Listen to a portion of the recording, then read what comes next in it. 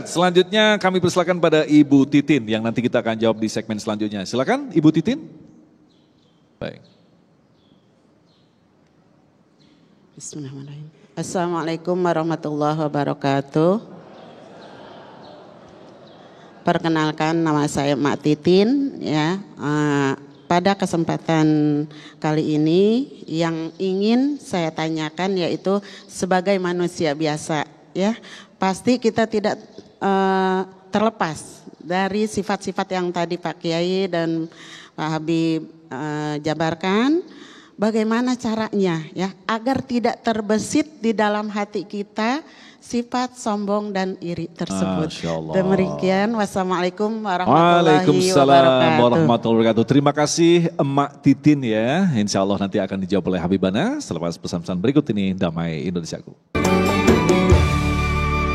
Baik, terima kasih pemirsa, Anda masih bersama kami Damai Nusaku yang mengangkat tema tentang penyakit hati. Kita lanjutkan lagi untuk menjawab pertanyaan yang bagus sekali dari Mak Titin. Nah ini Bib, kalau kita cermati Bib, manusia ini sangat unik sekali, makhluk yang sangat unik.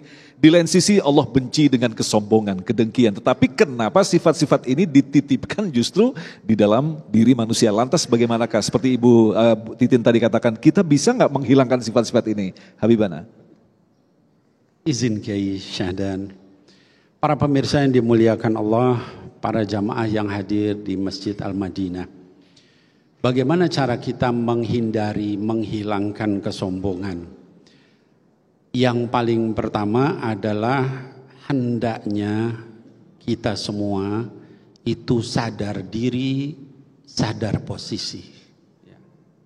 Dalam satu kesempatan Nabi Muhammad sallallahu alaihi wasallam menyebutkan dalam hadis qudsi, Allah berfirman, Rasul SAW meludah di atas tangan kanannya, kemudian menggunakan jari tangan kirinya untuk memegang ludah di tangan kanan itu, sambil berkata, ayuhan nas, wahai sekalian manusia, kata Allah, aku menciptakan kalian dari air sehina ini, dari tempat yang paling hina keluarnya.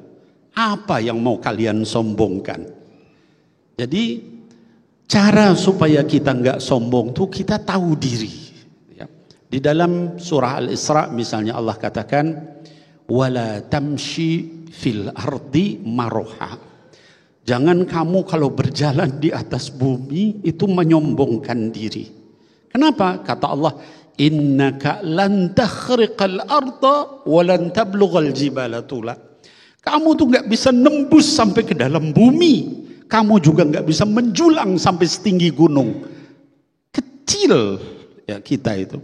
Kita lihat gunung yang begitu tinggi, dikatakan lau anzalna hadzal Qur'an ala jabalin la ra'aitahu khashi'an mutasaddian min khasyatillah. Sujud, hancur lebur takutnya sama Allah. Walau anna Qur'anan suyirat bihil jibal au quti'at bihil ard au kullima bihil mauta. Kalau ada satu bacaan yang dengan bacaan itu bumi bisa terbelah, gunung hancur, mayat yang sudah mati bisa berbicara, itulah Quran. Balillahil amru jami'a. Allah yang menahan semua itu sehingga mereka enggak terpengaruh. Jadi sadar diri kita ini siapa, ya.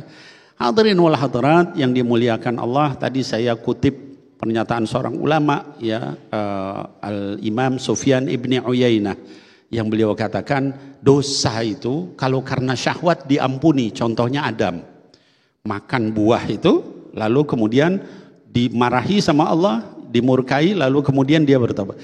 Tapi kalau dosa karena sombong enggak diampuni, yaitu iblis. Jadi jangan main-main dengan sombong. Dalam hadis lain dikatakan la yadkhulul jannah, nah ini penting, man kana fi qalbihi mithqala dzarrah min kibr. Enggak bisa masuk surga orang dalam hatinya ada sebesar biji sawi dari kesombongan. Maka caranya gimana? Tadi kata Imam Hasan Al-Basri, kalau lihat orang anggap dia pasti lebih dari saya.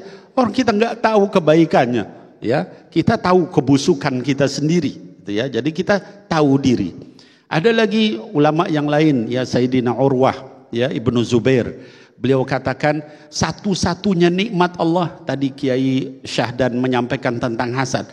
Satu-satunya nikmat Allah yang tidak dihasad sama orang itu apa? Tawadhu. Tawadhu itu nikmat Allah besar. Bisa masukkan kita ke surga. Nggak ada satupun orang yang hasad dengan tawadhu. Kalau ada orang tawadhu, ada nggak yang hasad, Bu? Nggak ada. Ya. Dan satu-satunya musibah yang orang justru banyak kepengen, itu adalah takabur. Takabur itu musibah, tapi banyak orang melakukan itu. Padahal itu musibah kubro itu. Nah, jadi dengan sadar diri, ya insya Allah kita tahu diri terus-terus gitu, nginget diri kita. Tadi saya katakan tangan semua pinjaman semua, nggak ada yang kita bawa. Ya, dan kalau tidak karena rahmat Allah pun kita belum tentu bisa ibadah. Semuanya rahmat Allah. Wallahu a'lam bishawab. Terima kasih Habibana.